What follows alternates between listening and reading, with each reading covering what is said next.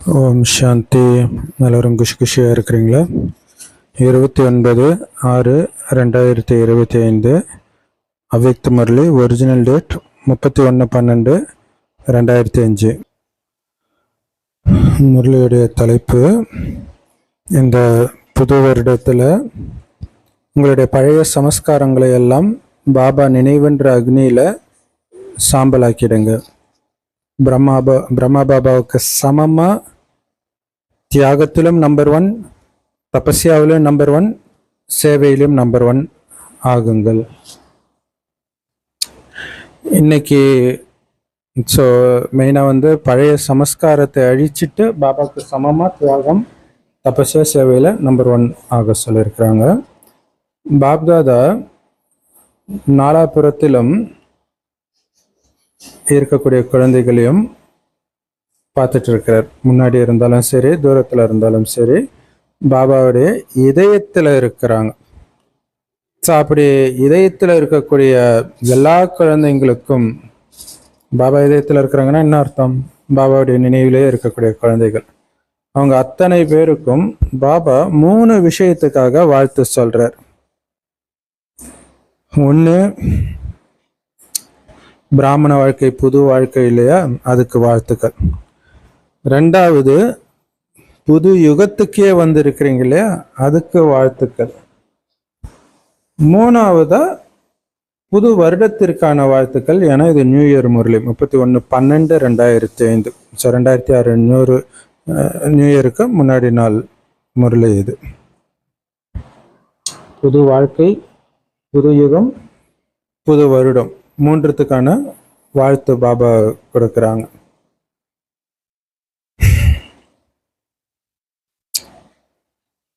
So நீங்களுமே அதுக்காக தான் வந்திருக்கிறீங்க இல்லையா? இந்த 3 வாழ்த்துக்களை பெறுவதற்காக வந்திருக்கிறீங்க. குறிப்பாக 3 புது வருஷத்துக்கான வாழ்த்துக்களை கொடுப்பதற்கும் எடுக்கிறதுக்கும் வந்திருக்கிறீங்க. பாபா கூடவே சர்ப்ரைஸா இன்னும் 2 வாழ்த்துக்களை சேர்த்து கொடுக்கிறார். புது வாழ்க்கை மற்றும் புது யுகத்திற்கான வாழ்த்துக்களை கொடுக்கிறார். ஸோ பிராமண ஆத்மாக்களாகிய நீங்க உண்மையான உள்ளத்தின் குஷியின் வாழ்த்துக்களை எடுக்கிறீங்க, கொடுக்கவும் செய்கிறீங்க இல்லையா? ஏன்னா ஒருவர் சந்திக்கும் போதே அவ்வளவு சந்தோஷம் இருக்கும். அதாவது பேசக்கூட தேவையில்ல, ஜஸ்ட் மதுபனுக்கு போனாலே எல்லாம் பாபா குழந்தைங்கள்லாம் அன்னப்பறவை மாதிரி இருக்கிறத பார்க்கும்போதே நமக்கு அவ்வளவு சந்தோஷம் இருக்குது இல்லையா? அதுவே நம்ம வாழ்த்துக்களை கொடுக்கவும் எடுக்கவும் தான் செய்கிறோம்.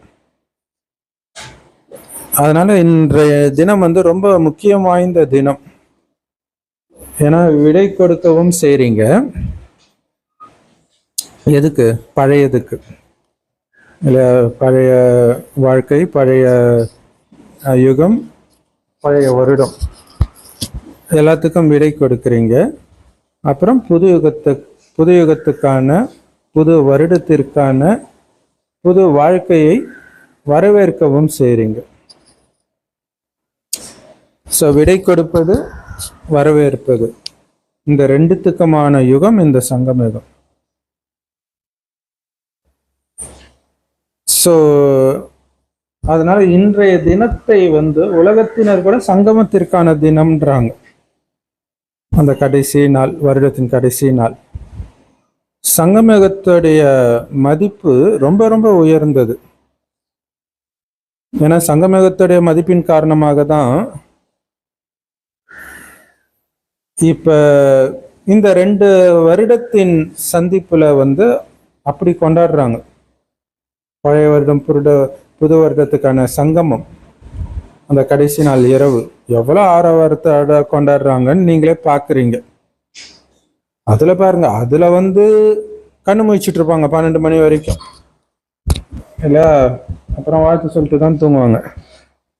அப்ப இங்க கண்ணு முழிக்கணும்ல. சங்கம யுகத்துல ஆத்மா உணர்வுல இருக்கிறது தான் கண் விழிக்கிறது. சங்கம யுகத்துடைய மகிமையின் காரணத்தினால மட்டும்தான் இந்த பழைய புது வருடத்திற்கான சங்கமத்துக்கும் மகிமை இருக்குதுன்ற இல்லையா? செம சூப்பர்ல. இல்லாட்டினா என்ன இருக்குது, ஒரு வருஷம் முடியுது, அடுத்த வருஷம் அது, இதுல என்ன இருக்குது? அப்ப இது உண்மையில் சங்கம யுகத்துடைய மகிமைன்னா உங்களுக்கு தெரியல. எங்க ரெண்டு நதிகள் சந்திக்குதோ அங்க சங்கமம் ஏற்படுது, அதுக்குமே மகிமை இருக்குது. அதே மாதிரி நதியும் கடலும் சந்திக்குது பாருங்க, அதுக்கும் மகிமை இருக்குது. ஆனா எல்லாத்தையும் விட மிகப்பெரிய மகிமை இந்த சங்கம யுகத்துல ஞான கடல் பாபாவோடு ஞான நதிகளாகிய குழந்தைகள் சந்திக்கிறது தான். இந்த புருஷோத்தம சங்கம யுகத்துடைய மகிமை தான் இருக்கிறதுல மிக பெரிய மகிமை. அப்படிப்பட்ட மகிமைக்குரிய சங்கம யுகத்துல பாக்கியசாலி பிராமண ஆத்மாக்கள் உட்கார்ந்துட்டு இருக்கிறீங்க. இந்த போதை இருக்குதா இல்லையா? அந்த நதி சந்திக்கிறத அவ்வளவு போதையா பாக்குறாங்களே, இங்க நீங்க ஞான கடலோட சந்திக்கிறீங்களே, அங்க உட்கார்ந்துட்டு இருக்கிறோம், அந்த சங்கமத்துல உட்கார்ந்துட்டு இருக்கிறோன்ற அந்த போதை இருக்குதா? இருக்குது தானே? ஒருவேளை யாராவது உங்ககிட்ட வந்து நீங்க எப்படிப்பட்ட நேரத்துல இருக்கிறீங்க அப்படின்னு கேட்டா, கலியுகத்துல இருக்கிறதா சொல்லுவீங்களா, சத்தியுகத்துல இருக்கிறதா சொல்லுவீங்களா? பெருமையோட என்ன சொல்லுவீங்க?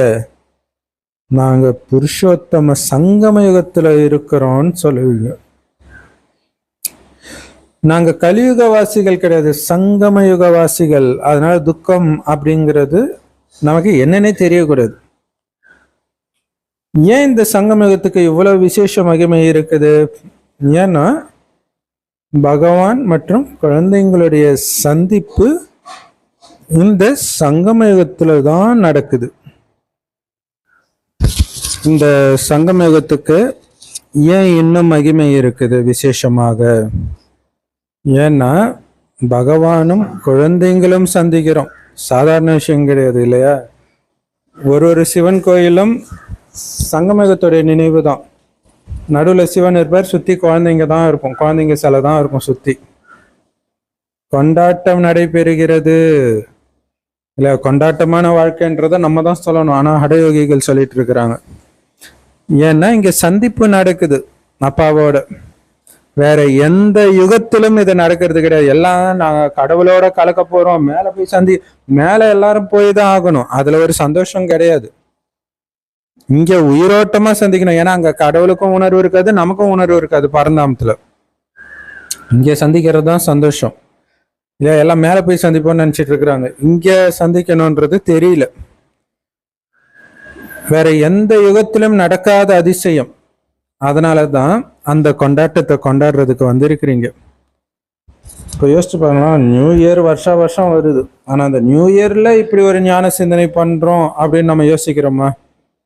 அப்ப ஒரு லௌகிக விஷயத்துல சாதாரணமா நடக்கிற விஷயத்தெல்லாம் ஞானத்தோட ஒப்பிட்டு பாபா நம்மள முழுக்க முழுக்க சங்கமயுகத்துக்கு அழைச்சிட்டு வர்றார். ஏன்னா சங்கமயுகம்னால என்ன அர்த்தம்? கலியுகத்தின் நினைவே வரக்கூடாது. கலியுகத்தில் நீ எதை பார்த்தாலும் சங்கமயுகம் தான் உங்களுக்கு ஞாபகம் வரணும். இப்ப நியூ இயரை பார்த்தா புது யுகம் ஞாபகம் வருது, புது வாழ்க்கை ஞாபகம் வருது.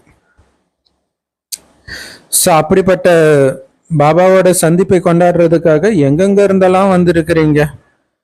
என்னைக்காவது கனவுலையாவது யோசிச்சு இருக்கிறீங்களா?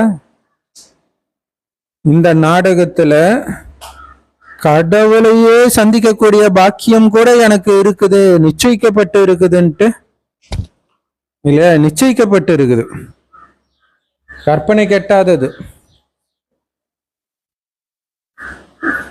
ஆத்மாவுக்கு பரமாத்மாவை சந்திக்கிற பாக்கியம் முந்தைய கல்பத்திலும் இருந்துச்சு, இப்பவும் இருக்குது, எப்பவும் நமக்கு மட்டும்தான் இருக்கும். அது எவ்வளவு பெரிய பாக்கியம் இல்லையா? கடைசி நேரத்துல ஒரு துக்கம் வரும்பொழுது, பதவி குறையும் பொழுது, ஐயோயோ ஒவ்வொரு கல்பத்திலும் இதே பதவிதான்ன்றது தான் உங்களுக்கு லட்சம் மடங்கு துக்கத்தை கொடுக்குது.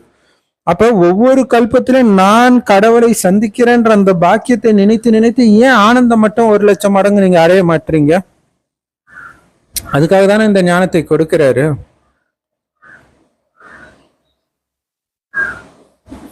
பாபா கூட ஒவ்வொரு குழந்தையுடைய பாக்கியத்தை பார்த்து குஷி அடைகிறார்.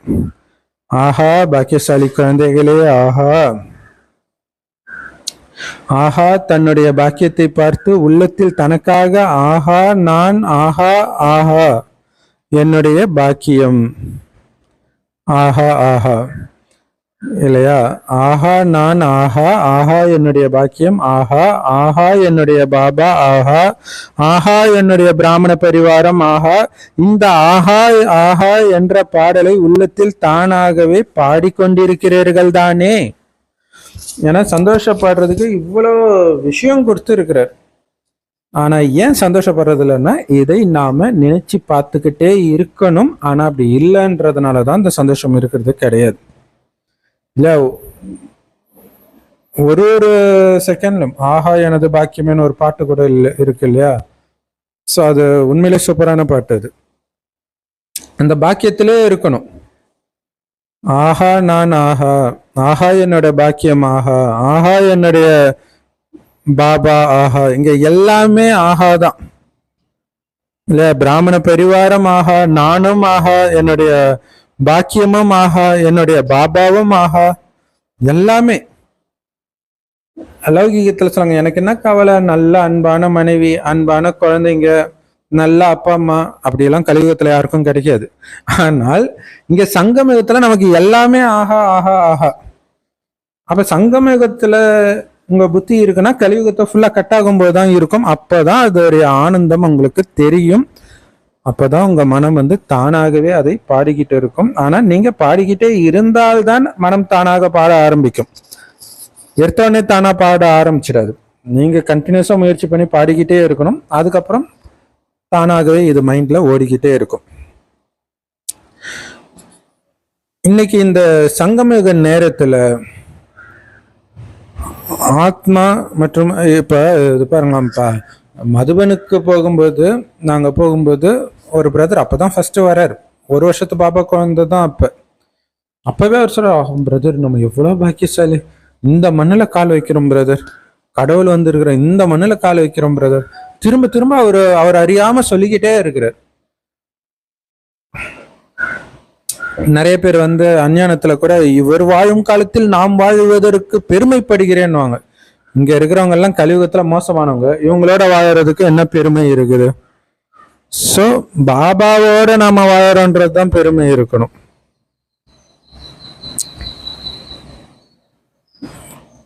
அதே மாதிரி ஒரு எம்ஜிஆருடைய வீடு, இவங்க வாழ்ந்த வீடு, இங்கதான் இருந்திருப்பாருல்ல, இங்கதான் உட்கார்ந்து இருப்பாருல்ல, அந்த போதை வருது. அப்ப நமக்கு போதை வரணும். பாபாவோட இப்ப நாம வாழ்ந்துட்டு இருக்கோம். பின்னாடி இதை நினைச்சு நினைச்சு எல்லாரும் சந்தோஷப்பட போறாங்க. அப்படிப்பட்ட ஒரு வரலாறு நடந்துட்டு இருக்குது. இன்று இந்த சங்கமேகத்துடைய நேரத்துல, ஆத்மாவும் பரமாத்மாவும் சந்திக்கிற நேரத்துல எதுக்கெல்லாம் விடை கொடுக்கணும்னு யோசிச்சுட்டீங்களா? இல்லையா? நியூ இயர் ரெசல்யூஷன் வைப்பாங்க இல்லையா? இந்த வருடத்திலிருந்து நான் சீக்கிரமா எழுந்திருக்கணும், டிவி பார்க்கக்கூடாது, ஏதாவது ஒரு விஷயத்த சாதிக்கணும், இப்படியெல்லாம் ஒரு உறுதிமொழி எடுப்பாங்க. அந்த மாதிரி இப்ப எதுக்கெல்லாம் டாட்டா காட்டணும் அப்படின்னு நீங்க முடிவு பண்ணிட்டீங்களா? சதா காலத்துக்கும் விடை கொடுக்கணும். ஏன்னா சதா காலத்துக்கும் விடை கொடுத்தால்தான் சதா காலத்துக்கான வாழ்த்துக்களை நீங்க கொண்டாட முடியும். பாபா வாழ்த்து கொடுக்கிறாரு, ஆனா அந்த வாழ்த்து நீங்க எப்பவுமே கொண்டாடணும்னா எப்போதைக்கும் அதுக்கு நீங்க டாட்டா சொல்லணும். அப்படிப்பட்ட வாழ்த்துக்களை கொடுங்கள். அதாவது உங்க முகத்தை பார்த்து உங்க முன்னாடி எப்படிப்பட்ட ஆத்மா வந்தாலும் அந்த ஆத்மாவுக்கு உங்களுடைய வாழ்த்து பெறணும். அந்த ஆத்மா குஷி ஆயிடணும். அந்த மாதிரி வாழ்த்துக்களை நீங்க கொடுக்கணும். யாரு உள்ளத்தால வாழ்த்துக்களை கொடுத்து வாழ்த்துக்களை பெறவும் செய்யறாங்களோ அவங்க எப்பவுமே எப்படி தெரிவாங்க? சங்கம யுகத்தின் ஃபரிஸ்தாக்களாக தென்படுவார்கள். எல்லோருமே இதுக்கு இந்த முயற்சி தானே பண்ணிட்டு இருக்கிறீங்க. சதா காலமா ஃபரிஸ்தா தெரியணுன்ற முயற்சி தானே பண்றீங்க. ஸோ நம்ம எல்லாருமே சதா காலம் ஃபரிஸ்தா ஆகிறதுக்கான முயற்சி தான் பண்றோம் இல்லையா? ஏன்னா நம்ம லட்சியமே பிராமணன்ல இருந்து ஃபரிஸ்தா, ஃபரிஸ்தாவில இருந்து தேவதை. பாபா கிட்ட எல்லா விதமான எண்ணங்களும் கொடுத்துட்டீங்களா? அது இல்லறத்தை பற்றிய எண்ணங்களாக இருந்தாலும் சரி, கர்மத்தின் சுமையாக இருந்தாலும் சரி, எல்லாத்தையும் பாபாட்ட கொடுத்துட்டீங்க இல்லையா? இல்லையா? லௌகீக கவலைகள், கர்மத்தின் சுமை எனும்போது அது நோய், சமஸ்காரம் முதல் எல்லாத்தையும் பாபா கிட்ட அர்ப்பணம் பண்ணிட்டீங்களா? அர்ப்பணம் பண்ணாதானே லேசாக முடியும். சுமையை கொடுத்துட்டீங்களா அல்லது உங்ககிட்டயே கொஞ்சம் சுமை இருக்குதா? இல்லையா? பாபா இங்க யாரு இந்த சுமையை சுமக்கிறாங்களோ அங்க மூட்டை தூக்குற சுமை தூக்க வேண்டியதா போயிடும். இங்க லேசா இருக்கிறவங்க தான் அங்க ராஜா ஆக முடியும் அப்படின்னு பாபா சொல்றாரு. ஸோ ஏன்னா கொஞ்சம் சுமை இருந்தா கூட உங்களை ஃபரிஸ்தாவா ஆக விடாது. ஃபரிஸ்தான்றது பறக்கும் கலை. சுமையை சுமந்துக்கிட்டு எப்படி பறக்க முடியும்? எப்பவுமே எப்ப தந்தை குழந்தைங்களுடைய சுமையை சுமக்கிறதுக்காகவே வந்திருக்கிறாரோ அப்ப சுமையை கொடுக்கறதுல உங்களுக்கு என்ன கஷ்டம்? இது மிகப்பெரிய எச்சரிக்கை இல்லையா? கொஞ்சம் சுமை இருந்தாலும் உங்களை ஃபரிஸ்தாவா ஆக விடாது, பறக்க விடாது. சுமையை பெறுவதற்கு நான் வந்த பிறகு கொடுக்கறதுல என்ன கஷ்டம்? கஷ்டமா இல்லை ஈஸியா? யாரெல்லாம் பாபா கிட்ட சுமையை கொடுத்துட்டேன்னு புரிஞ்சிருக்கிறீங்களோ கையை தூக்குங்க. கை தூக்குறாங்க. கொடுத்துட்டீங்களா? நல்லா யோசிச்சு கையை உயர்த்துங்க. சுமைகளை கொடுத்துட்டீங்க தானே? நல்லது. உண்மையிலே கொடுத்துருந்தீங்கன்னா நல்ல வாழ்த்துக்கள், மிகுந்த நல்வாழ்த்துக்கள். யார் கொடுக்கலையோ அவங்க எதுக்காக சுமையை வச்சுட்டு இருக்கிறீங்க? அவ்வளோ அன்பா சுமை மேல சுமக்கிறது நல்லா இருக்குதா? பாருங்க, பாபா ஒவ்வொரு குழந்தையும் என்னுடைய கவலையற்ற மகாராஜா குழந்தைகளேன்னு தான் சொல்றார். ஏன்னா சுமை கவலைக்குரியதா ஆக்கிடுது. உங்க சுமையை பெறுவதற்குத்தானே நான் வந்திருக்கிறேன். 63 ஜென்மங்களாக பாபா பார்த்துட்டு இருக்கிறார். நீங்க எவ்வளவு சுமையை சுமந்து இருக்கிறீங்க, அதனால எவ்வளவு பாரம் சுமந்தவர ஆயிட்டீங்க. சுமையை தூக்கி தூக்கி. அதனால இப்ப குழந்தைங்க கிட்ட அன்பா சொல்றாரு, சுமையை கொடுத்துடு குழந்தை. அப்புறமா ஏன் சுமையை வச்சிருக்கிறீங்க? சுமை நல்லா இருக்குதா என்ன? எல்லாத்தையும் விட ரொம்ப சூக்ஷ்மமான சுமை பழைய சமஸ்காரத்துடைய சுமை. ஏன்னா இந்த சூட்சும சுமை விடுறது தான் ரொம்ப கஷ்டம் இல்லையா? பழைய சுபாவ சமஸ்காரம். ஸோ இதையும் பாபா கிட்ட கொடுத்துடுங்க. ஸோ ஒவ்வொரு குழந்தையோட இந்த வருஷத்துக்கான சார்ட்டை பாபா பார்க்குறாரு. ஏன்னா வருஷம் முடியுது இல்லையா? ஸோ இந்த வருஷம் ஃபுல்லாக குழந்தையோட சார்ட் எப்படி இருக்குதுன்ட்டு. ஸோ நீங்கள் கூட உங்களுடைய இந்த வருடத்துக்கான சார்ட்டை செக் பண்ணீங்களா? நிறைய குழந்தைங்களுக்கு இந்த பழைய உலகத்தின் மீது உள்ள ஈர்ப்பு குறைஞ்சிருக்கிறத பாபா பார்க்குறாரு. பழைய சம்பந்தங்களின் மீது உள்ள ஈர்ப்பு கூட குறைஞ்சிருக்குது. ஆனா பழைய சமஸ்காரங்களின் சுமை மட்டும் நிறைய பேர்கிட்ட அப்படியே தான் இருக்குதுன்றார். அந்த சமஸ்காரம் அப்படியே இருக்குது, அது ஒரு சுமைன்றார். இல்லையா? பழைய சமஸ்காரம் ஃபுல்லாவே ஒரு சுமையாக தானே இருக்கும்.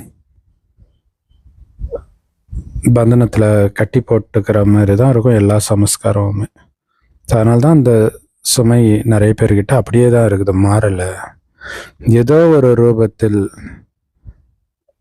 அதாவது மனசுல அசுத்த எண்ணங்கள் இல்லாட்டினாலும் கூட வீண் எண்ணங்களின் சமஸ்காரம் ஒரு குறிப்பிட்ட சதவீதத்தில் இப்போவும் தென்படுது இல்லையா. இவங்க இப்படி இருக்கிறாங்க, அவங்க அப்படி இருக்கிறாங்க, இந்த மாதிரி இது கூட ஒரு சுமை தான். அந்த சமஸ்காரம் இருக்குதுன்ற வார்த்தையில கூட வீண் விஷயத்த பேசுறது தென்படுது. சம்பந்தம் தொடர்புல கூட ஏதோ ஒரு ரூபத்தில் பழைய சமஸ்காரம் தென்படதான் செய்யுதுன்ற. ஸோ அதனால பார்த்தா இன்னைக்கு வாழ்த்துக்கள் மட்டும் கொடுக்கல, இஷாரா செய்கையும் கொடுக்கிறார், சிக்னல் கொடுக்கிறார். அதாவது நீங்கள் வச்சுட்டு இருக்கிற சமஸ்காரம், பழைய சமஸ்காரம் வச்சிருக்கிறீங்களா பாதுகாப்பா, அது சரியான நேரத்தில் உங்களை ஏமாத்திடும். அதன் கூடவே கடைசி நேரத்தில் ஏமாற்றம் அடைகிறதுக்கான கருவியாகவும் இருக்கும். அதனால இன்னைக்கு சமஸ்காரத்தை சம்ஹாரம் செய்யுங்கள். ஸோ கடைசி நேரத்தில் டெஸ்ட் பேப்பரில் ஃபெயில் ஆகி ஏமாந்து போகிறதுக்கு கருவியாக அமைஞ்சிடும் அந்த சமஸ்காரம். ஸோ எச்சரிக்கையாக இருங்க. அதனால் இன்னைக்கு அந்த சமஸ்காரங்களை சம்ஹாரம் செய்யுங்கள் இப்போவேன்ற. ஒவ்வொருத்தரும் உங்களுடைய பழைய சமஸ்காரங்கள் என்னென்ன இருக்குன்றதோ உங்களுக்கு தெரியும், மற்றவர்களுக்கு தெரியாட்டினா கூட. உண்மையில் அதை விடவும் நீங்கள் விரும்புகிறீங்க, ஏன்னா அது தொந்தரவாக இருக்குது. இல்லை பாபா குழந்தையான பிறகு உங்களுடைய பலகீனங்கள் உங்களை தான் ரொம்ப தொல்லைப்படுத்தும், உங்களுக்கு தான் துக்கத்தை கொடுக்கும். ஏன்னா அது மனதில் இருக்கும் இல்லை, அந்த கோபம் இதெல்லாம் சில சமயம் அதை வெளிப்படுத்திடவும் செஞ்சுடுவீங்க, அது இன்னும் வலியை கொடுக்கும். ஸோ அதனால தான் பாபா சொல்கிறார், அதனால தான் அதை விட விரும்புகிறீங்க, தொந்தரவாக இருக்குது. ஆனால் அதை சதா காலத்துக்கும் மாற்றம் கொண்டு வருவதில் தீவிர முயற்சியாளராக மட்டும் நீங்கள் ஆகலை இல்லை. அப்பப்போ விடணும்னு நினைக்கிறீங்க, மறுபடியும் அந்த குணம் வந்துடுது. அப்போ தீவிர முயற்சி பண்ணலை, திடமான எண்ணம் நிரந்தரமாக வைக்கலை, அதுதான் பிரச்சனை. முயற்சி செய்கிறீங்க, இல்லைன்னு சொல்லலை, ஆனால் அந்த முயற்சி தீவிரமாக இல்லை. என்ன காரணம்? ஏன் தீவிர புருஷார்த்தம் ஏற்படாமல் இருக்குது? இதுதான் காரணம்.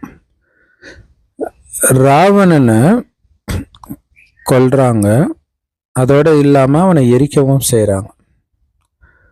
அதே மாதிரி நீங்கள் பழைய சமஸ்காரத்தை கொல்றதுக்கு முயற்சி செய்கிறீங்க, கொஞ்ச நேரத்துக்கு அதுவும் மயக்க நிலையில் இருக்குது, ஆனால் நீங்கள் எரிக்கிறது இல்லையே.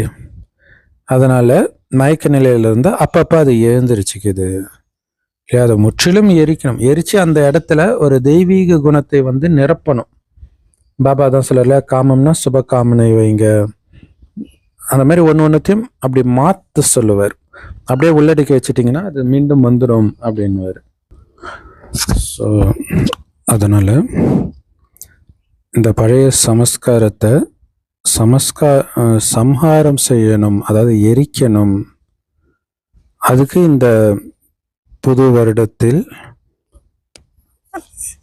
நினைவுன்ற நெருப்பின் மூலமாக எரிச்சிடுவேன் அப்படின்ற திட்ட சங்கல்பம் வைக்கணுன்றதுல கவனம் வைங்க. இல்லை உங்களுடைய பலகீனங்கள்லாம் எழுதிட்டு இது வரவே விட மாட்டேன் அப்படின்னு திட்ட சங்கல்பம் வைக்கணும். யோக அக்னியின் மூலமாக நான் எரிச்சிடுவேன். ஸோ யோகம்ன்றது பாபாவை நினைக்கிறதும் குறிக்கும், ஒரே ஒரு எண்ணத்தில் நிலைத்திருக்கிறதும் குறிக்கும். ஸோ அப்போ என்ன பலகீனமோ அதற்கு நேரெதிரான சங்கல்பத்தை சதா மனதில் ஓட்டிக்கிட்டே இருக்கணும். ஏன்னா பழைய சமஸ்காரத்தை எரிக்கணும்னு திட எண்ணம் கூட வைக்கிறீங்க, அந்த திட எண்ணத்தில் கவனம் வச்சுக்கிட்டே இருக்கணும், அதுதான் முக்கியம். ஸோ புது வருஷத்தில் என்ன செய்யணும்னு கேட்குறீங்க இல்லையா. சேவைக்கான விஷயம் தனி, முதல்ல சுயத்துக்கான விஷயம். யோகா பண்ண வைக்கிறீங்க. ஸோ பாப்தாதா கூட குழந்தைங்க யோகா பயிற்சி பண்ணுறத பார்க்குறாரு. அமிர்த வேலை நல்லாவே முயற்சி பண்ணுறீங்க, ஆனாலும் யோகாவை தபஸ்யாவாக தவத்தின் ரூபத்தில் பண்ணுறது கிடையாது. கண்டிப்பாக அன்பாக நினைவு செய்கிறீங்க, பாபாவோட ஆன்மீக உரையாடல் கூட நிறையவே பண்ண தான் செய்கிறீங்க. சக்தி பெறுவதற்கான பயிற்சி கூட பண்ணுறீங்க. ஆனால் நினைவு அந்த அளவுக்கு சக்திசாலியாக ஆக்க மாட்டீங்க. அதாவது நீங்க விடை கொடுக்கணும்னு நினைக்கிற அந்த எண்ணங்கள் விடை பெறும் அளவிற்கு சக்திசாலியாக நீங்க நினைக்க மாட்டீங்க பாபாவை. இல்லை அந்த ஜுவாலாமுக்கின்னுவாங்களே எரிமலை யோகம், அந்த மாதிரி உங்களுடைய நினைவு கொழுந்து விட்டு எரிய மாட்டேங்குது, எரிமலை மாதிரி. அப்போதான் அந்த பழைய குணம் ஃபுல்லாக போகும். நினைவு அக்னி ரூபத்தில் நீங்கள் காரியத்தில் ஈடுபடுத்த மாட்டீங்க. இல்லை தொடர்ந்து அந்த எண்ணம் வந்துக்கிட்டே இருக்கணும். அந்த பலகீனமான எண்ணத்திற்கு நேர் எதிரான சக்திசாலியான எண்ணம், அதுதான் அக்னி ரூபத்தில் காரியத்தில் ஈடுபடுத்துறது. உதாரணத்துக்கு அடிக்கடி கோபம் வருது அப்படின்னா, நான் அன்பான ஆத்மா, அது ஒரு குறிப்பிட்டவர்கள் மேலே ஏதோ ஒரு காரணத்தினால இப்போ வருதுன்னா, இல்லை அவங்க ரொம்ப நல்லவங்க, இந்த மாதிரி ஒரே எண்ணம் திரும்ப திரும்ப வந்து அந்த அந்த வெறுப்பு இருக்கிற அடையாளம் தெரியாமல் நீங்கள் எரிச்சிடணும். ஸோ அதை தான் அக்னி ரூபத்தில் நினைவை பயன்படுத்துறதுன்னு சொல்கிறது. ஸோ அதனால் நினைவை சக்திசாலி ஆக்குங்க. பழைய சமஸ்காரத்தை நீங்கள் தகனம் பண்ணணும், எரிக்கணும். பாருங்க, தகனம்ன்ற வார்த்தை வந்து பிணத்தை தகனம் பண்ணணும்னு வாங்க இல்லையா. ஸோ அந்த மாதிரி இந்த சமஸ்காரத்தையும் சாகரிச்சாச்சு, தகனம் பண்ணணும். அதுக்கு முக்கியமாக ஒரு நிலைப்பாட்டுடைய சக்தி அவசியமாக இருக்குது. எந்த சொரூபத்தில் ஒருநிலைப்பட்டு இருக்க விரும்புகிறீங்களோ, எவ்வளவு நேரம் ஒருநிலைப்பட்டு இருக்க விரும்புகிறீங்களோ, அதற்கான ஒருநிலைப்பாட்டின் சங்கல்பத்தை செய்து மேலும் தகனம், பழைய சமஸ்காரத்தை தகனம் செய்யறது தான் யோக அக்னி அப்படின்னு சொல்லப்படுது.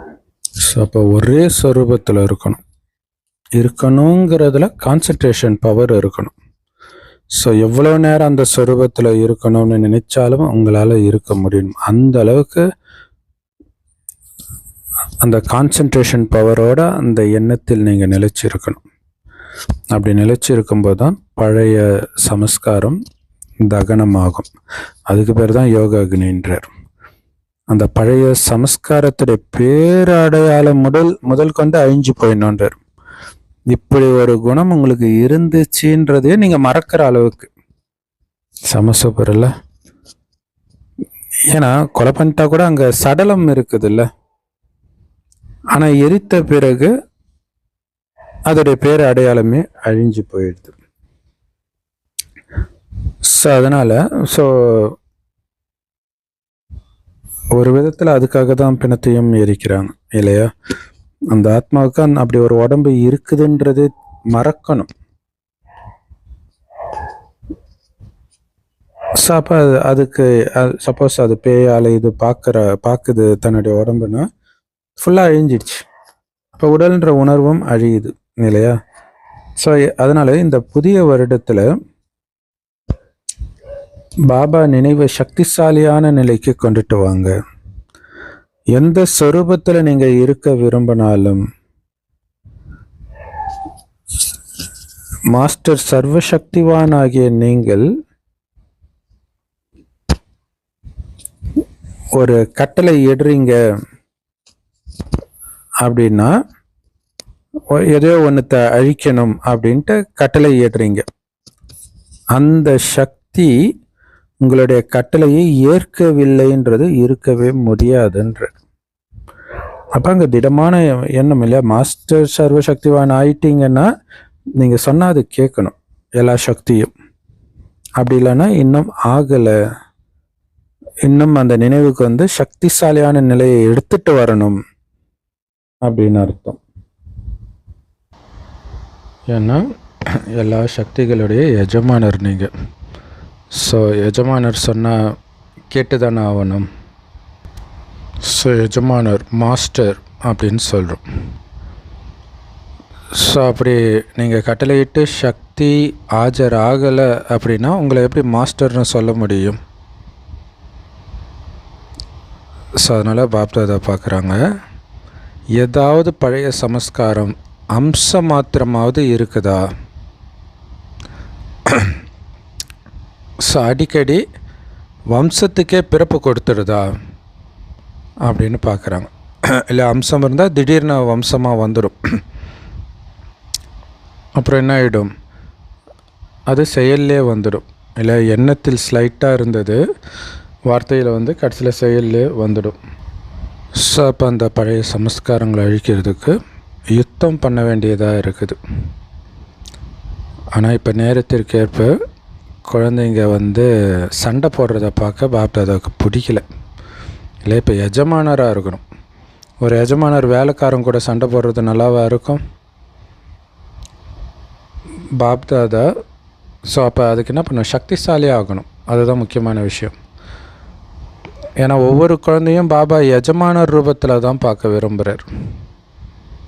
கூப்பிட்ட உடனே வந்தேன் ஐயா அப்படின்னு சக்தி வரணும். அந்த அளவுக்கு அனைத்து சக்திகள் நிரம்பியவர்களாக நீங்கள் இருக்கணும். ஸோ அதனால் இந்த வருஷத்தில் உங்களுக்காக என்ன பண்ணணும்னு கேட்டிங்க தானே? சக்திசாலியாக, கவலையற்ற ராஜாவாக ஆகணும். இதை தான் இந்த வருஷம் நீங்கள் பண்ணணும். ஏன்னா எல்லாருடைய லட்சியமும் கூட இது தான். யாராவது உங்ககிட்ட உங்களுடைய லட்சியம் என்னன்னு கேட்டிங்கன்னா என்ன சொல்லுவீங்க? நாங்கள் உலக ராஜ்யத்தை அடைவோம், ராஜ்ய அதிகாரி ஆவோம் அப்படின்னு சொல்லுவீங்க. உங்களை ராஜயோகின்னு தானே சொல்லிக்கிறீங்க, பிரஜாயோகினா சொல்லிக்கிறீங்க. இப்போ ராஜா ஆகிறது தானே நம்முடைய லட்சியம். அல்லது இந்த சபையில் யாராவது பிரஜாயோகியாக இருக்கிறீங்களா? எல்லாருமே ராஜயோகி தானே. ஸோ டீச்சர்ஸ் யாராவது பிரஜாயோகியாக இருக்கிறீங்களா? அல்லது உங்கள் சென்டரில் யாராவது பிரஜாயோகி இருக்கிறாங்களா? ஸோ பாபா கேட்கும்போது எல்லோரும் ராஜயோகின்னு சொல்கிறீங்க. பிரஜாயோகியா அப்படின்னு கேட்டால் யாரும் கை உயர்த்துறது கூட கிடையாது. ஏன்னா அது நல்லா இருக்காது இல்லையா? பிரஜாயோகி நான் கை உயர்த்துறதுக்கு. ஸோ பாபாவுக்கும் ரொம்ப பெருமையாக இருக்குது, என் குழந்தைங்க எல்லாருமே ராஜயோகிகள் அப்படின்ட்டு. ஸோ அதனால் அவர் ரொம்ப பெருமையாக சொல்கிறார், சங்கமத்தில் என்னுடைய ஒவ்வொரு குழந்தையும் ராஜா ஆகிற குழந்தைன்ட்டு. ஏன்னா எந்த ஒரு தந்தையுமே, உலகியல் தந்தையுமே கூட என்னுடைய குழந்தை ராஜா குழந்தைன்னு அவ்வளோ பெருமிதத்தோடு சொல்ல முடியாது. இல்லை அவங்க ராஜா ஆயிடுவாங்கன்னு சொல்ல முடியுமா? ஆனால் பாப்தாதா சொல்கிறார், என்னுடைய ஒவ்வொரு குழந்தையும் செய்கிற. இல்லை இப்போ கலியுகத்து ராஜா கூட தன்னுடைய எல்லா குழந்தையும் ராஜான்னு சொல்ல முடியாது இல்லை. மூத்தவன் தான் ராஜாவான், அதுவும் ஆவானான்றது டவுட்டு. ஆனால் இங்கே பாபா சொல்கிறாங்க, பாப்தாதா சொல்கிறார், என்னோடய ஒவ்வொரு குழந்தையும் சுயராஜ்ய அதிகாரி, ராஜா குழந்தை அப்படின்ட்டு. ஸோ அதனால் பிரஜாயோகி தானா அப்படின்னு கேட்கும்போது யாருமே கையை உயர்த்துறது இல்லை தானே. அப்படின்னாலே என்ன அர்த்தம்? நீங்கள் எல்லோரும் ராஜா தானே. ஆனால் சோம்பேறியான ராஜாவாக ஆகிடக்கூடாது. அப்படின்னு அர்த்தம், நீங்கள் கட்டளை இடுறீங்க, ஆனால் சக்திகள் உங்கள் கட்டளைக்கு கீழ்ப்படியலை. அதுதான் சோம்பேறி ராஜா, பலகீனமான ராஜான்னு சொல்கிறது. அப்படி ஆகாதீங்க, பலகீனமான ராஜாவாக இருக்கக்கூடாது. ஸோ பின்னாடி யார் உட்காந்துட்டு இருக்கிறாங்க? ராஜயோகின்னு புரிஞ்சிட்டு இருக்கிறவங்க கையை உயர்த்துங்க. ஸோ அதேமாரி மேலே உட்காந்துட்டு இருக்கிறவங்க, மேல் தளத்தில் உட்காந்துட்டு இருக்கிறவங்களும் கையை அசைக்கிறாங்க. இன்றைக்கி 18,000 சகோதரன் சகோதரிகள் கூடத்தில் உட்காந்துட்ருக்குறாங்க. பாப்தாதாவும் பார்க்குறாரு. மேலே உட்காந்துட்டு இருக்கிறவங்க கையை உயர்த்துங்க. இது வந்து கடைசி முறையில் இந்த வருடத்திற்கான பாப்தாதாவுடைய கடைசி சந்திப்பு. ஸோ பாப்தாதா வந்து 3 மாதத்திற்கு சுய புருஷார்த்தத்திற்கான ஒரு ஹோம்ஒர்க் கொடுக்குறார். ஸோ 3 மாதம் டைம் கொடுக்குறார். ஓகே தானே உங்களுக்கு? ஏன்னா இடையிடையே பாபா கொடுக்குற இந்த ஹோம்ஒர்க்குக்கு கூட கடைசி நேர பேப்பரில் சேமிப்பாகும். இல்லை இப்போ இந்த செமஸ்டரை ஒரு மார்க்கும் கடைசி ஃபைனலுக்கு சேர்க்குற மாதிரி இதுவும் சேமிப்பாகும் அப்படிங்கிற ரகசியத்தை சொல்கிறார். ஸோ பாபா சொல்கிற ஒன்றும் நீங்கள் செய்ய செய்ய சேமிப்பாகும். ஆக்சுவலாக இதோடைய நினைவு தான் அந்த உலகியல் கல்வியிலையும் அந்த மாதிரி விஷயங்கள்லாம் வருது. ப்ராஜெக்ட்டுக்குன்ட்டு அதுக்கு ஒரு மார்க்கு. ஸோ அந்த மாதிரி பாபா சொல்கிற ஒன்றுத்துக்கும் உங்களுக்கு சேமிப்பாகும் கடைசி நேர பேப்பரில். அதனால் 3 மாத காலத்தில் ஒவ்வொருத்தரும் தன்னுடைய சார்ட்டை செக் பண்ணுங்க. அதாவது நான் மாஸ்டர் சர்வசக்திவானாக ஆகியிருக்கிறேன்னா எந்த கர்மேந்திரியமும் அல்லது சக்தியோ நான் எப்போ கட்டளை இடுறேனோ என்ன கட்டளை இடுறேனோ அப்போ அந்த கட்டளை நிறைவேற்றப்படுதா ப்ராக்டிக்கலாக அல்லது இல்லையா அப்படின்னு செக் பண்ணுங்கள். இல்லை கர்மேந்திரியத்துக்கு கொடுக்கப்படுற கட்டளை இங்கே தான் பார்க்கணும், இதை தான் பேசணும் அப்படின்னும்போது அது அதே மாதிரியே கேட்குதா? அதேமாதிரி சக்திகளுக்கும் நான் என்ன கட்டளை கொடுக்குறேனோ அதே மாதிரியே நடந்துக்குதா இல்லையான்னு செக் பண்ணுங்கள். செய்ய முடியுமா? ஸோ முதல் வரிசையில் இருக்கிறவங்க செய்வீங்களா? கை உயர்த்துங்க. நல்லது. ஸோ 3 மாத கால டைம் இருக்குது. எந்த ஒரு பழைய சமஸ்காரமும் யுத்தம் பண்ணக்கூடாது அடுத்த 3 மாதத்துக்கு. இதுதான் ஹோம்ஒர்க். இல்லை 3 மாதம் அந்தளவுக்கு கேரக்டர் மாறினாலே அது உங்களுடைய குணமாகவே மாறும் இல்லையா? ஸோ அதனால் இதில் சோம்பேறித்தனம் இருக்கக்கூடாது. ராயலான சோம்பேறித்தனத்தை கூட எடுத்துகிட்டு வராதிங்க.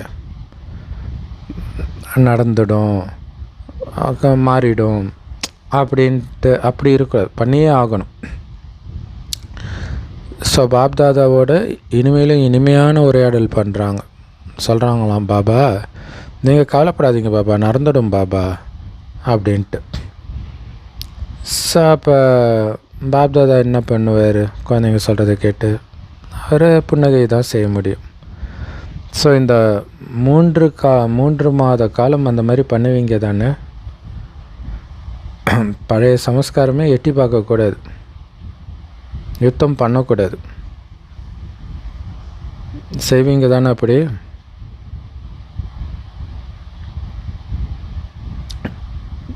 ஸோ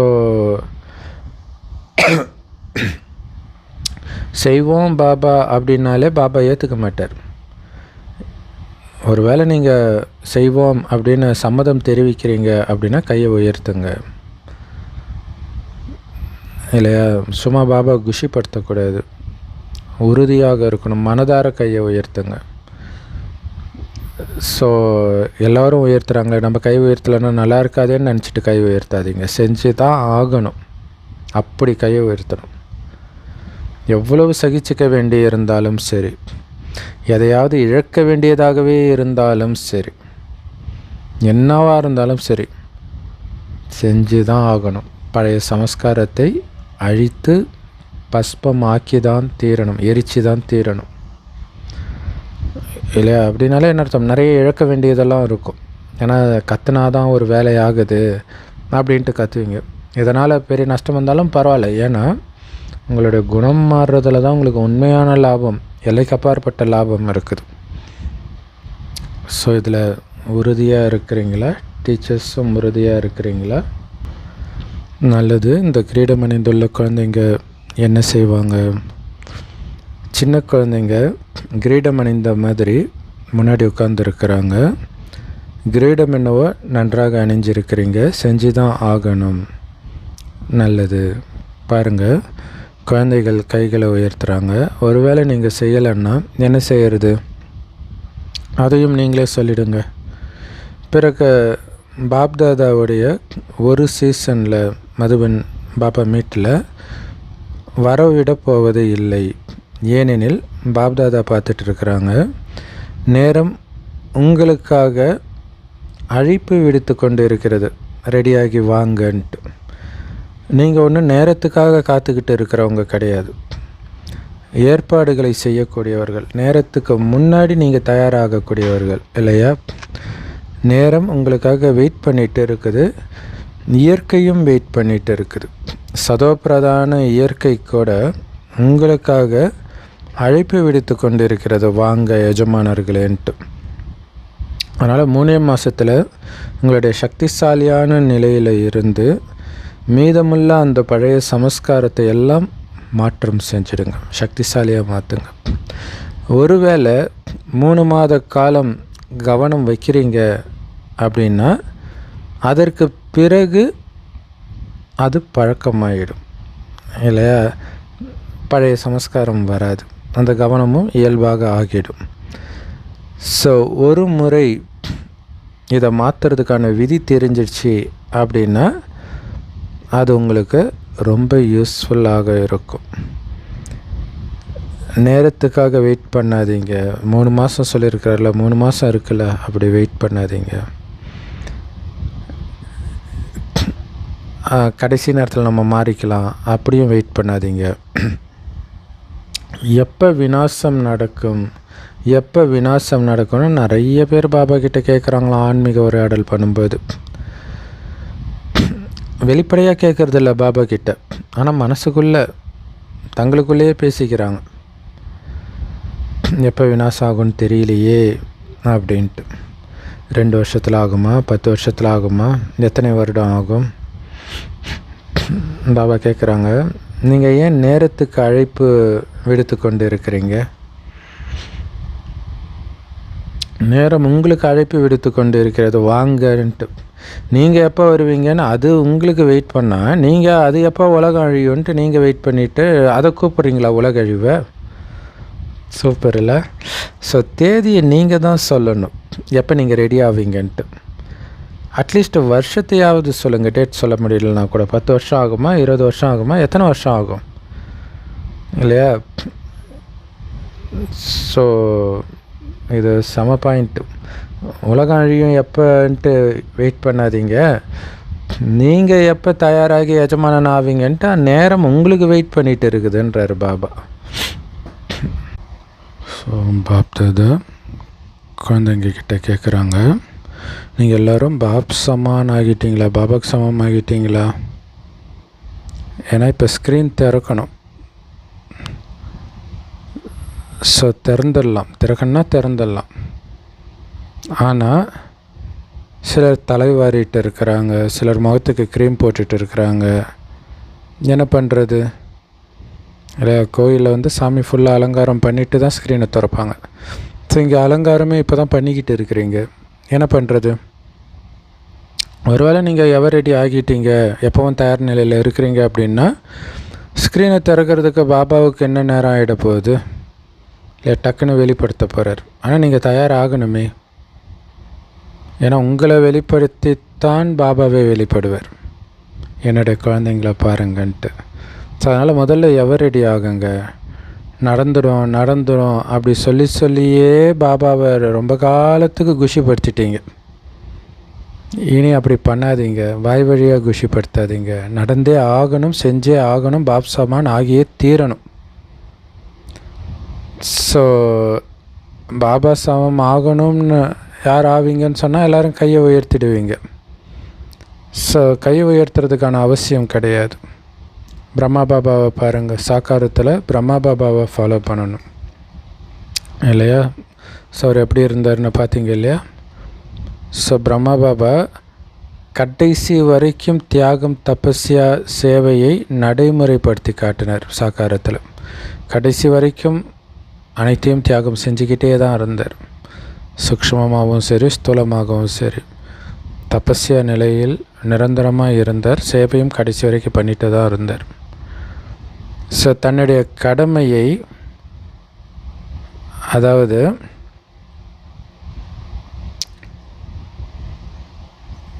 சிவத்தந்தை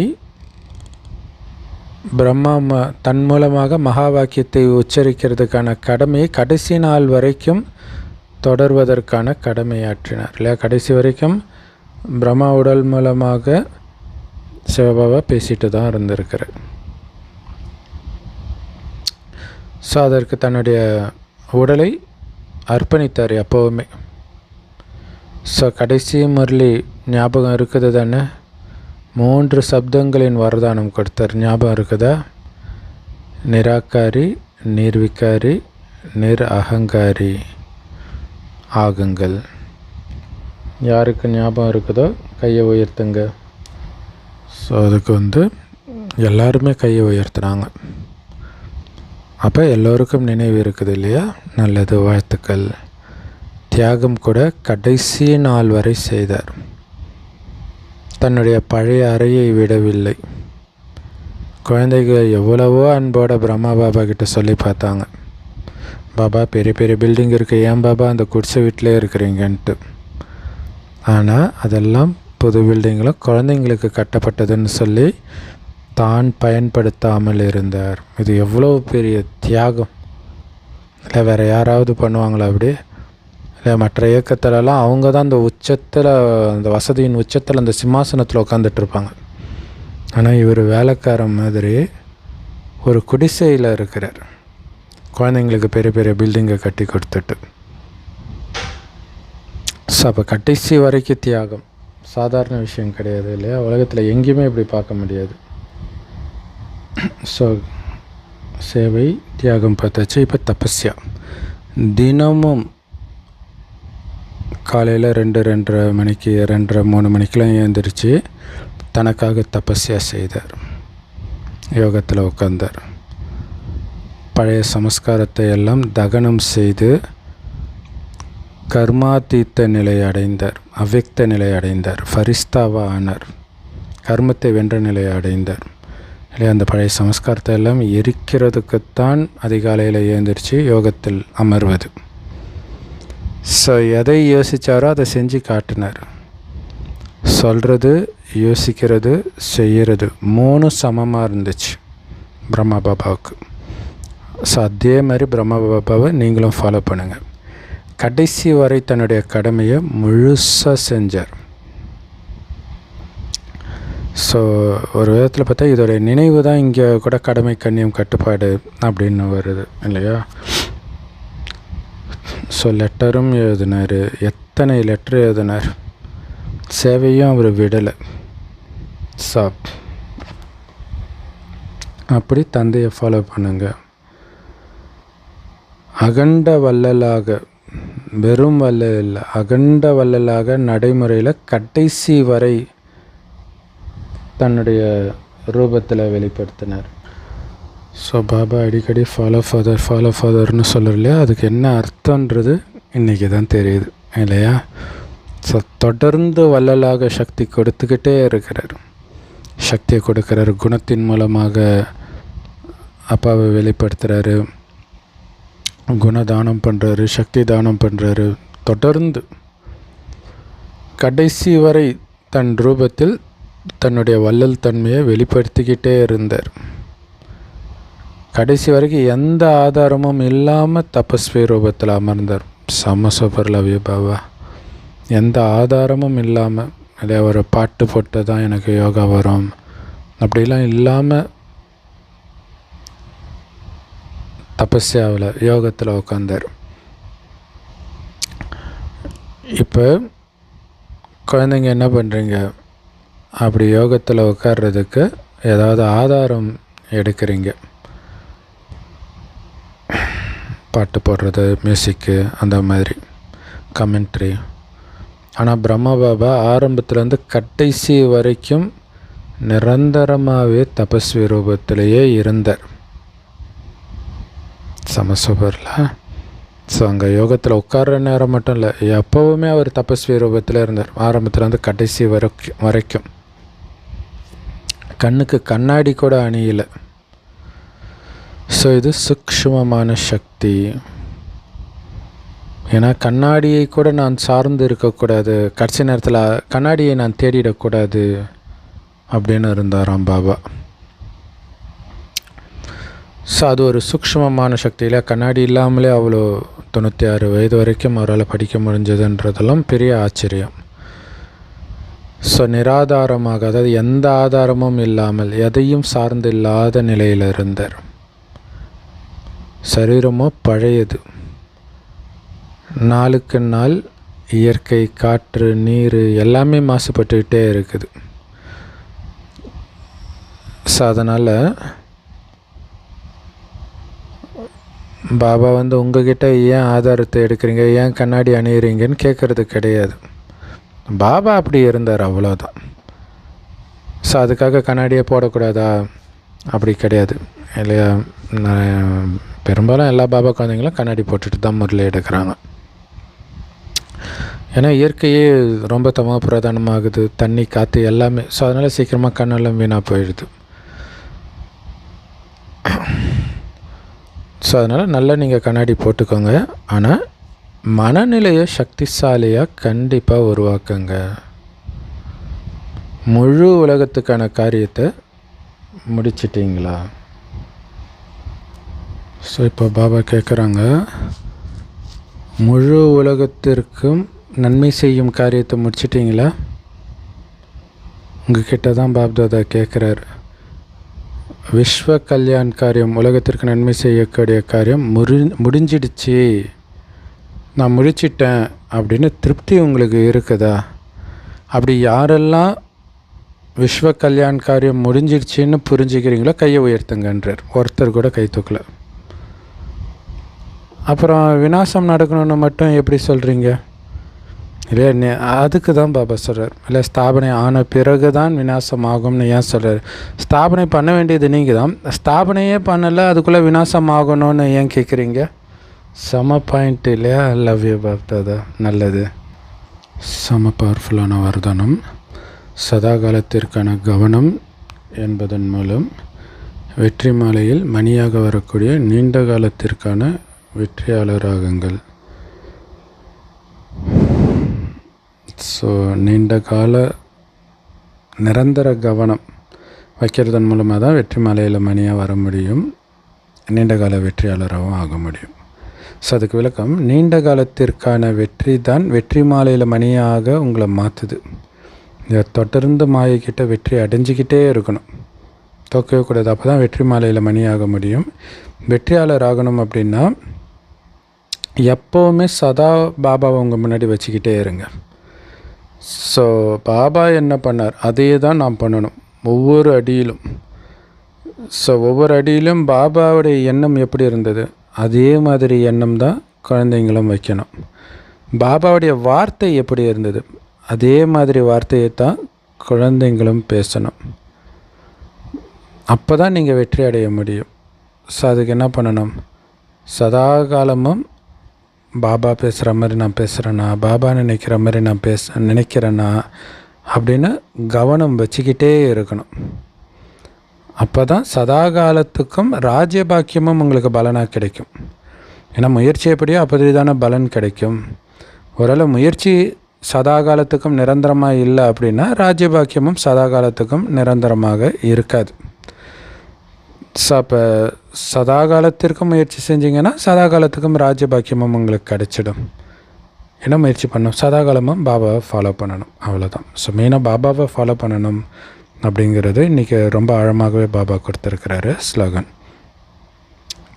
ஸோ எப்போவுமே சேவையில் பிஸியாக இருக்கிறது, சேவைக்கு எப்போவும் எவர் ரெடியாக இருக்கிறது, இதுதான் உண்மையிலே பாபா மீதும் ஆத்மாக்களின் மீதும் அன்பு இருக்கிறதுக்கான அடையாளம். ஸோ அதனால தான் 24 மணி நேரமும் பாபா இடைவிடாத வள்ளலாக இருந்தார் பிரம்மா பாபா. ஸோ அப்போ குழந்தைங்க மேலே அவ்வளோ அன்பு இருந்தது. அவ்விக்த இஷாரா ஆன்மீக ஸ்திதியில் நிலைச்சிருக்கிறதுக்கான பயிற்சி பண்ணுங்கள். உள்நோக்கு முகமுடையவராகுங்கள். எப்படி ஒரு மனுஷன் கண்ணாடி முன்னாடி நின்னார் அப்படின்னா அவருடைய முகத்தை அது பிரதிபலிக்கும். அந்த மாதிரி யார் ஆன்மீக ஸ்திதியில் நிலைச்சி இருக்கிறாங்களோ, சக்திசாலியான மனநிலையில் நிலைச்சி இருக்கிறாங்களோ, அவங்க முன்னாடி யார் வந்தாலும் ஒரு நொடியில் அவங்களுக்கு ஆத்மஸ்வரூபம் தரிசனமாகும் அல்லது சாட்சாத்காரமாகும், ஆகணும் அப்படின்னு சொல்கிறார். ஸோ அந்த அளவுக்கு உங்களுடைய ஆன்மீக ஸ்திதியும் சக்திசாலியான மனநிலையும் சக்திசாலியாக இருக்கணுன்றார். அது கண்ணாடி மாதிரி இருக்கணும். எதிர வரவங்களுக்கு அவங்களுடைய ஆன்மீக குணத்தை அது ஞாபகப்படுத்தணும். ஒரு காலத்தில் நம்ம கூட இப்படி தானே இருந்தோம் அப்படின்ட்டு அவங்களுக்கு ஞாபகம் வந்துடணும். பல ஜென்மத்துக்கு முன்னாடி இருந்த ஞாபகம், அந்த ஆத்மஸ்வரூபம், ஆத்ம குணம் எல்லாமே ஞாபகம் வந்துடணும். ஸோ அந்த மாதிரி உங்களுடைய ஒவ்வொரு செயலும் ஒவ்வொரு நடத்தையிலும் ஆன்மீகத்தன்மையின் வசீகரம் இருக்கணும். அப்படிங்கிறத லட்சியமாக வைத்து நடக்கணும். இல்லை, நான் செய்கிற ஒவ்வொரு விஷயத்துலையும் அந்த ஆன்மீகத்தன்மை தெரியணும், அந்த வசீகரிப்பு இருக்கணும் அப்படின்ட்டு. ஸோ யார் தூய்மையான ஆன்மீக பலம் நிரம்பிய ஆத்மாவாக இருக்கிறாங்களோ அவங்க கண்டிப்பாக எல்லோரையும் தன் பக்கம் ஈர்ப்பார்கள். ஸோ அதுதான் ஆன்மீக பலம். ஸோ அப்படி ஆன்மீக பலம் நிரம்பியவர்களாக நாம் மாறணும். ஓம் சாந்தி. Love you Bapdada. Thank you Bapdada. குஷியாக இருங்க, குளிர்ச்சியாக இருங்க.